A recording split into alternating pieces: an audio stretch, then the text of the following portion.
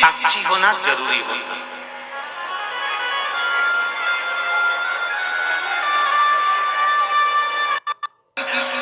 प्रत्येक पूजन में, अर्चना में, यज्ञ में, अनुष्ठान में, भगवान की भक्ति में सूर्य की साक्षी होना जरूरी होता है।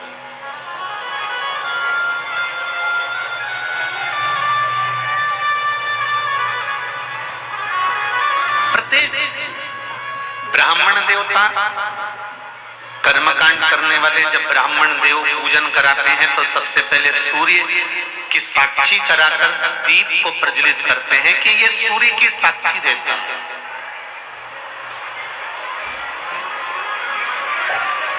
ये केवल सूर्य नहीं है, ये केवल दीप नहीं है, ये सूर्य की साक्षी देने वाले। महाराज संकल्प करते समय हाथ में जल लिया जाता है, संकल्प करते समय हाथ में अक्षत चावल लिया जाता है, संकल्प करते समय हाथ में खुला पैसा लिया जाता है, संकल्प करते समय एक गोल सुपारी हाथ में ली जाती है, संकल्प करते समय हाथ में पुष्प लिया जाता है। इन सभी चीजों का प्रमाण क्या है?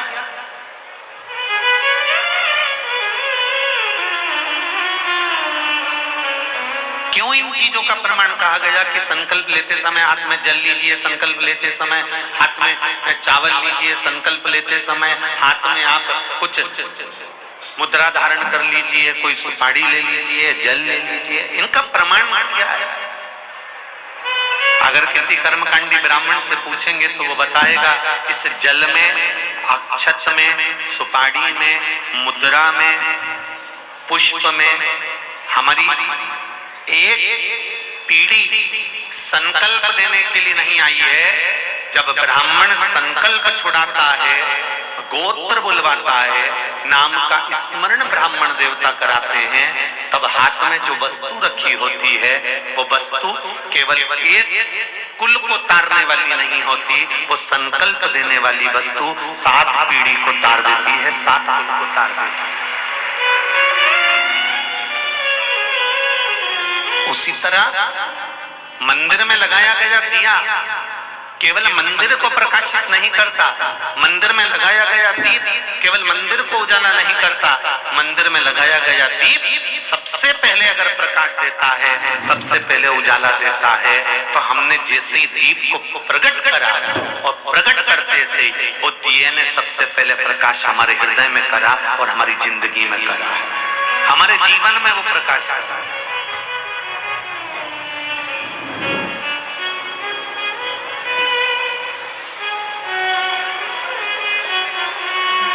महाराज जो बुजुर्ग होते हैं ना, बड़े होते हैं ना, वो हमेशा ज्ञान की बातें ही करते रहते हैं और आपको समझाते रहते हैं। हाँ, छोटों को थोड़ा सा क्रोध आ सकता है, बच्चों को थोड़ा सा गुस्सा आ जाएगा, क्या मम्मी तुम रोज रोज एक ही बात लेकर बैठ जाती हो, क्या पापा तुम रोज रोज एक ही बात लेकर बैठ जाते हो, ऐसा होता है। एक दिन एक पिताजी अपने बच्चे से रोज कहते थे, बनो तो श्रवण कुमार बनो, बनो तो राम बनो।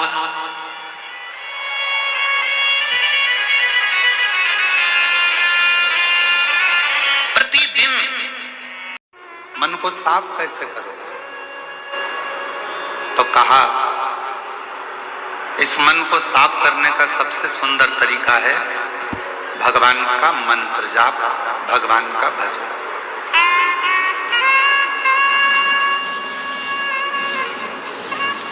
जितना जितना भगवान का भजन करोगे, जितना जितना मंत्र जाप करोगे, जितना जितना नाम जाप करोगे, जितना जितना स्मरण करोगे, जितना जितना भगवान को पुकारोगे, उतना उतना ये मन शुद्ध होता चलेगा।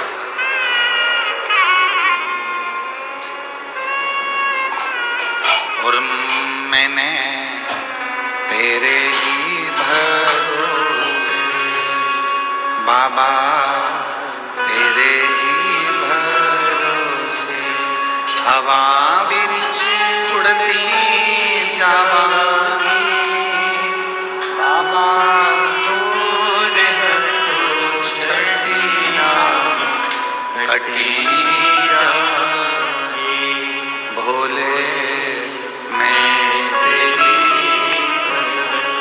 शंभो बाबा डोर तो चढ़ना।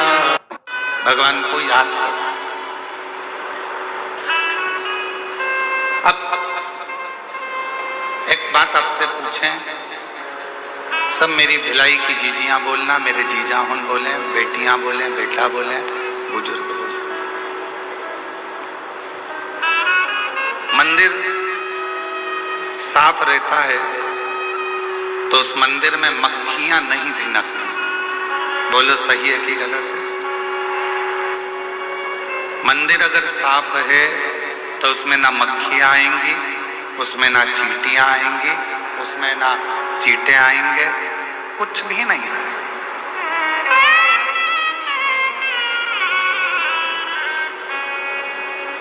यदि मंदिर साफ है तो उसमें ना चींटियां आने वाली हैं, ना चींटे आने वाले हैं, उसमें ना मक्खियां आने वाली हैं। बस उसको साफ होना जरूरी है। उसी तरह जब मन साफ होगा, जब मन क्लीन होगा, साफ होगा, तो उसमें भी आसक्ति, तृष्णा, वासना, काम, ये सब तरह की मक्खियां प्रवेश नहीं करेंगी।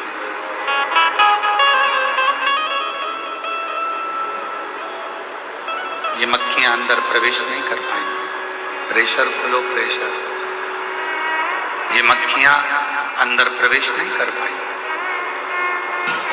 साफ होना जरूरी है।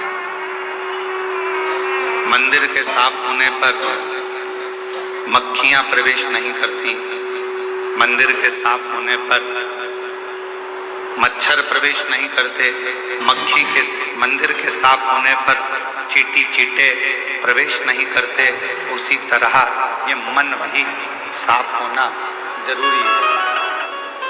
ये मन भी क्लीन होना जरूरी है, बहुत जरूरी है।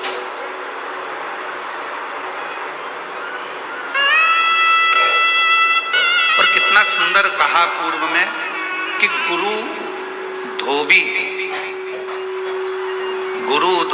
शिष्य कपड़ा। ये बक्से नहीं चल रहा है, कान लगाइए।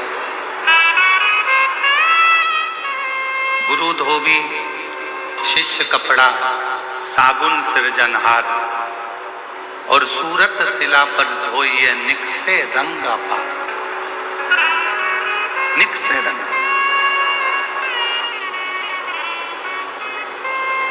कोई सच्चा गुरु, कोई श्रेष्ठ गुरु धोबी के समान हो जाता है और चेला शिष्य कपड़े के समान हो जाता है।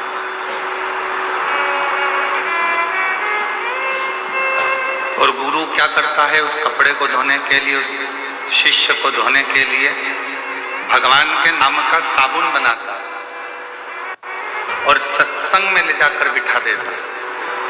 और जैसे ही सत्संग में वो व्यक्ति बैठता है और गुरु अपनी वाणी से अपने शिष्य को धोना प्रारंभ करता है तो उसका रंग निखरना प्रारंभ हो जाता है, वो श्रेष्ठ बन जाता है।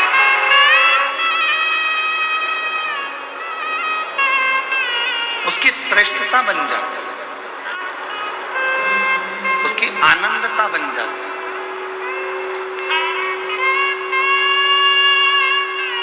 और गुरु धोबी शिष्य कपड़ा, साबुन सिरजनहार,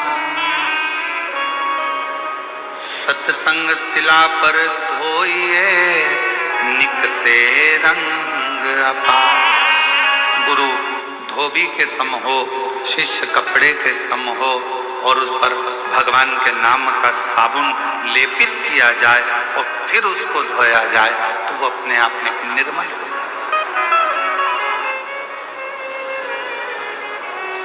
कल एक प्रश्न एक बहन जी ने किया, शायद पत्र, मेरी बेटियां, मेरी माताएं ही केवल ऐसी होती हैं जो अपने लिए कुछ नहीं मांगती, हमेशा अपने परिवार की खुशी ही मांगती हैं। एक पुरुष और एक स्त्री,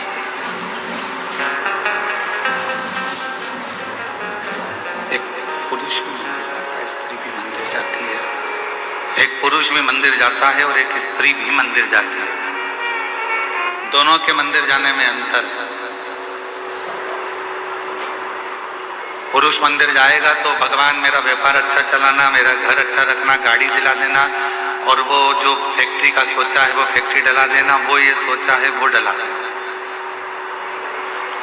और माँ, एक स्त्री, एक नारी जब मंदिर जाती है, भगवान मेरा बेटा वहां रहता है रायपुर में, देख लेना, बहू को संतान नहीं है, बाबा कृपा करना, बेटी है ना वो एग्जाम दे रही है, बाबा मेरा पति बहुत मेहनत करता है, उसको फल ही नहीं मिलता है, बाबा कृपा कर देना, बाबा मेरे ससुर की तबीयत बहुत खराब है और वो देवर है ना वो उसके पांव बहुत दुखते हैं, बाबा उसने ऐसा करा है, मेरी सास ऐसी करी है।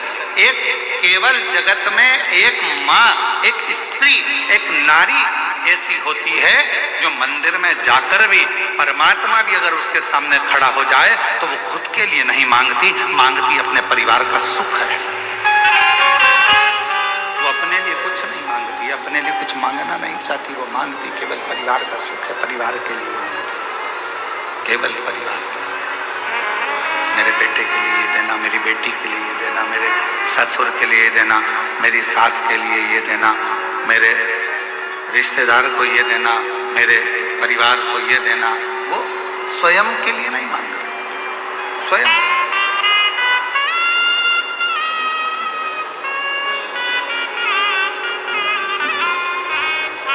किसके लिए व्रत रखते हो? चतुर्थी का व्रत मेरी माताएं रखती है, चौथ का व्रत अपने पति के लिए। संतान सप्तमी का ये स्पीकर नहीं चल रहा है बाबू, स्वयं आके सुनिए, सारे स्पीकरों को खुदाओ और सुनो। संतान सप्तमी का व्रत माताएं करती हैं अपनी औलाद के लिए, अपनी संतान के लिए।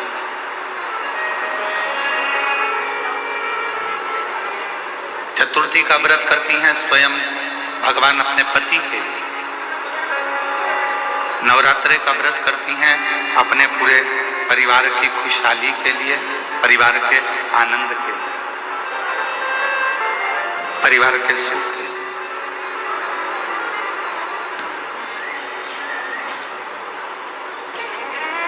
जितने व्रत मेरी माएं कर रही हैं, जितने व्रत मेरी माताएं धारण कर रही हैं, सब दूसरे के लिए, परिवार के लिए, कुटुंब के लिए, कबीले के लिए, नातों के लिए, रिश्तों के लिए, सब के लिए, स्वयं के लिए कुछ नहीं।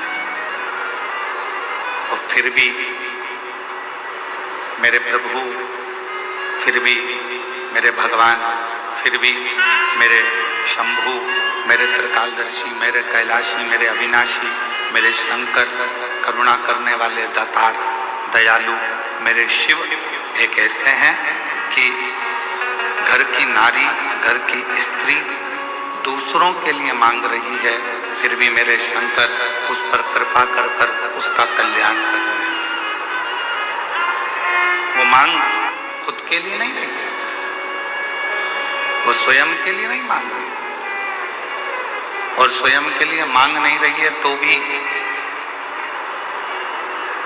भगवान सबसे पहले उसी का कल्याण कर रहे हैं जो दूसरे का सुख मांग रहे हैं। और ये संसार की रीति है, दुखिया रहे ना कोई, ये अभिलाषा मेरी है, सो प्रभु पूर्ण हो, सुखी रहे संसार में, दुखिया रहे ना कोई। हे प्रभु, पूरे संसार सागर में सब सुखी हो, कोई दुखी ना हो, सबको खुशियां मिले, सबको आनंद मिले, सब सुखी रहें, यही जीवन का एक सुख हो, यही जीवन का एक आनंद हो, सबको। शिव महापुराण की कथा कर रही है, भगवान शंकर का चरित्र कह रहा है, शिव तत्व कह रहा है। शंकर भगवान की कथा कहती है कि मन साफ कर लेना मतलब शिव को अपने भीतर उतार लेना।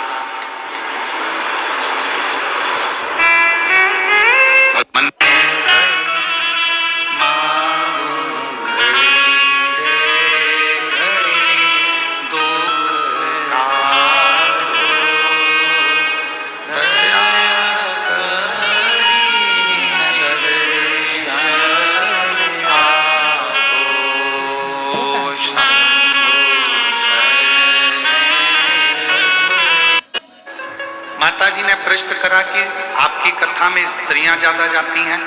हम उनसे कहेंगे कि नारी मंदिर भी ज्यादा जाती है, नारी व्रत भी ज्यादा करती है, नारी के बराबर दुनिया में कोई तप नहीं कर सकता। तप। और आज भी फिर निवेदन करूंगा, आज भी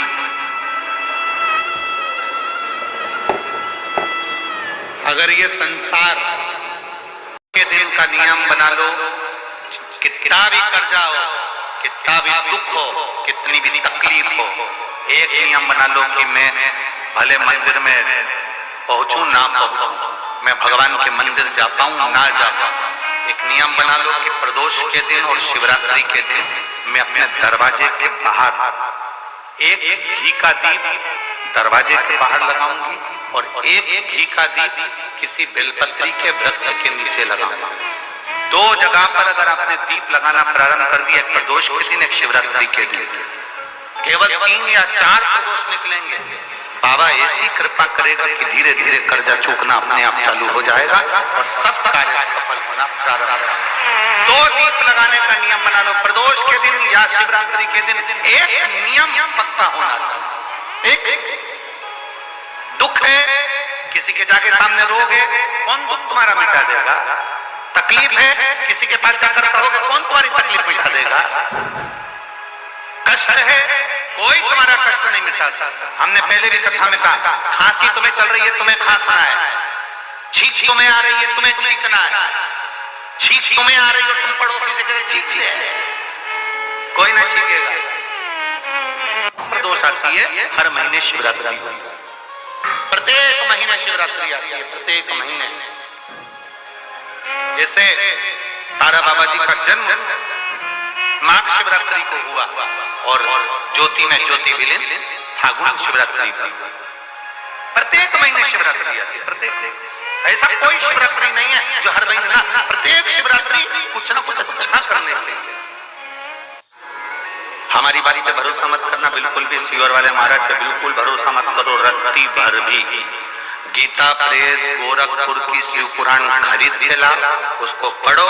सीवर वाला महाराज झूठ तो नहीं बोल रहा है, पढ़ो। कुमार खंड निकालो, उमा खंड निकालो, शिव महापुराण का कुमार खंड उमा खंड निकाल कर पढ़ो, जिसके अंतर्गत लिखा हुआ है एक बेलपत्री का दान किसके बराबर होता है? तो कहा 1.25 मन सोने के सिंहासन पर शालिग्राम जी की मूर्ति को बिठाकर सोने का श्रृंगार कर कर किसी ब्राह्मण को दान दिया जाता है, उससे 1000 गुना दान बढ़ा एक बेलपत्री का दान के बराबर। हम पर भरोसा मत करना, कहीं सीवर वाला महाराज झूठ तो नहीं बोल दिया, इसलिए शिव पुराण उठाकर पढ़ो। गीता प्रेस गोरखपुर की शिव पुराण को लाओ, पढ़ो और अध्ययन करो। अध्ययन करने पर तुम्हें मिलेगा कि शालिग्राम भगवान की शिला को सोने के सिंहासन पर बिठाकर सोने और हीरे से सजाकर जो दान करने का पुण्य मिलता है, वो पुण्य केवल एक बेलपत्री के दान से मिल जाता है। केवल एक बेलपत्री में वो बल होता है। और अच्छे से समझ लेंगे, शंकर जी पे चढ़ी हुई बेलपत्र, मान लो तुम्हारे पास,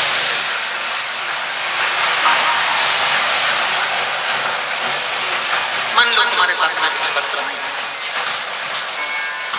अब तुम्हारे पास बेलपत्र नहीं है, शिव जी के मंदिर में गई हो, शंकर के शिवालय में गई हो, देवदेव महादेव के शिवालय में पहुंची हो, शिवालय में शंकर के शिवलिंग पर जो बेलपत्र चढ़ी होती है, उस बेलपत्र को उठाकर पानी से धोकर वापिस चढ़ा देने का फल क्या होता है, वो भी शिव महापुराण में जरूर पढ़िए। तारा बाबा की कुटिया में कथा चल रही है और श्री गुरु शिव पुराण चल रही है, जरा ध्यान से सुनना, इसको बहुत सावधानी से। जितने बाहर के पंडालों में भक्त बैठे और जितने आस्था चैनल पर सुन रहे हैं, जितने फेसबुक यूट्यूब पर सुन रहे हैं, जितने रोड पर बैठकर कथा सुन रहे हैं, जहां जहां आवाज जा रही है, जहां बैठकर कथा सुन रहे हैं, बहुत सावधानी से कथा का स्मरण करिएगा। एक बेलपत्री का दान शालिग्राम भगवान के सोने के सिंहासन पर बैठकर दान करने के बराबर है। शंकर भगवान के शिवलिंग पर चढ़ी हुई बेलपत्र को धोकर वापिस शंकर भगवान के शिवलिंग पर चढ़ाने का जो पुण्य है, कहा भारत की भूमि पर 26,000 जो पवित्र नदियां बनी हैं, उन नदियों में आप स्नान कर कर आएंगे और चारों धामों का दर्शन, 12 ज्योतिर्लिंग का दर्शन, आप सारी सप्तपुरियों का दर्शन कर कर आएंगे।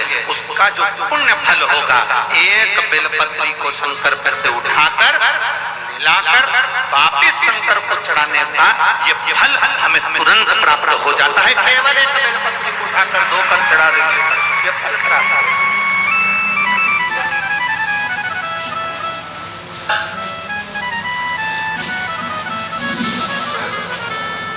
ना जाने कौन कौन ने ऐसा नियम बना दिया, हमें तो समझ में नहीं आता। थोड़ा सा दुनिया के लोग लोभ लालच में नियम बनाए हो तो बात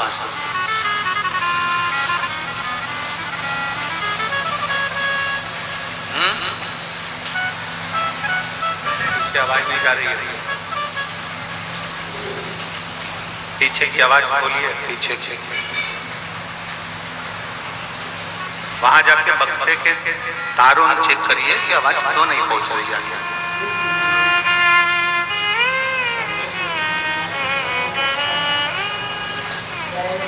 ना जाने कौन कौन ऐसा नियम बना दिया, हमारे पुराण में नहीं है। फिर निवेदन करेंगे, बहुत सावधानी से सुनिएगा कथा। लोगों को थोड़ा बुरा लग सकता है हमारी कथा, तो वो तो लगता रहता है, उसमें स्मरण ना। किसी पुराण के अंदर यह नहीं लिखा कि चांदी की बेलपत्र बनाकर भगवान शंकर को समर्पित करते। ठीक है, समझ में आ रही है ना बात?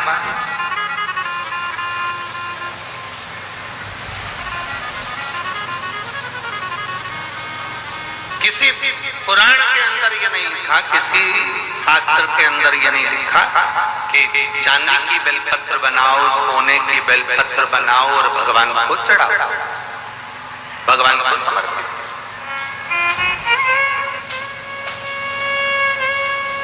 ये हमारे यहाँ कहीं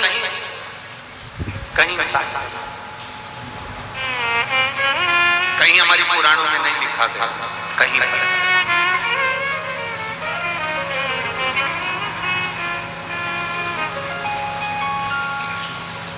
शंभु शरणे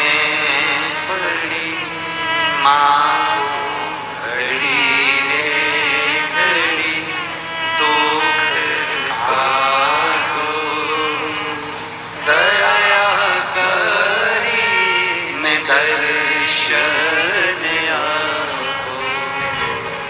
शंभो शरणे घड़ी मां घड़ी रे घड़ी दुख काटो, दया करी मैं दर्शन आपको। शंभो शरण पड़ी मां घड़ी रे घड़ी दुख काटो, दया करी मैं दर्शन आपको। अब किसी ने एक नया नियम बनाया, चांदी की बेलपत्र शंकर जी को चढ़ाना, सोने की बेलपत्र शिव जी को चढ़ाना। ये हमारे शिव महापुराण के एक भी 24,000 श्लोक में से एक भी श्लोक में कहीं चांदी और सोने की बेलपत्र का प्रसंग नहीं। किसी को जरूरत पड़ने लगी होगी चांदी की बेलपत्र की तो उसने चढ़वा दी होगी, किसी को सोने की बेलपत्र की जरूरत पड़ी होगी तो उसने चढ़ा दी। वो अपना प्रसंग अपनी जगह। सोने की बेलपत्र क्या कोई साधारण सा शिव भक्त चढ़ा सकता है? जम के बोलो जरा। चांदी की बेलपत्र कोई साधारण सा शिव भक्त चढ़ा सकता है क्या? अगर चांदी और सोने की बेलपत्र का नियम आया, पित्तल की क्यों नहीं आया? एल्युमिनियम की क्यों नहीं आया? कपड़े की बेलपत्र का क्यों नहीं आया? कागज की बेलपत्र का नियम क्यों नहीं आया? आया तो सोने और चांदी की बेलपत्र का नियम आया। ये हमारे शास्त्र के हिसाब से, ये हमारे शिव पुराण के हिसाब से बिल्कुल नहीं। दूसरे को देखकर कभी मत विचार करना। कई लोग उज्जैन महाकाल का दर्शन करने जाते हैं, कई लोग ओमकारेश्वर का दर्शन करने जाते हैं, कई लोग विश्वनाथ जी का दर्शन करने जाते हैं, तो वहां डलिया मिलती है फूल पत्ती की, तो उसमें एक चांदी की बेलपत्र भी रख देते हैं कि ये चांदी की बेलपत्र वो चढ़ाएंगे और आपको दे देंगे, तो आप वो चांदी की बेलपत्र ले जाके अपनी अपनी तिजोरी में, अलमारी में, अपने अपने घर में रख ना।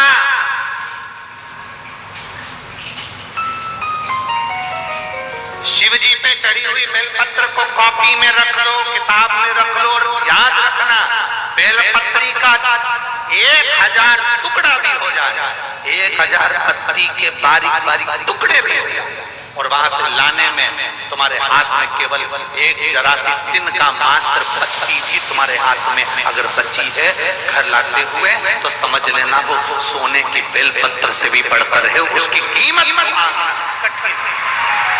ऐसे पड़े हुए हैं। हम उनकी माताओं से निवेदन करेंगे, आपको किसी के पास कहां तक लेकर जाओ? डॉक्टर को दिखाओ, जांचें कराओ, डॉक्टर बोले वो दवाई खिलाओ, एक्सरसाइज कराओ, सब कुछ डॉक्टर के हिसाब से करो, पर एक बेलपत्र और एक शिव जी पर चढ़ा हुआ जल कुंदकेश्वर महादेव के नाम से जरूर खाना प्रारंभ करो। मेरा देवाधिदेव महादेव साथ निश्चित।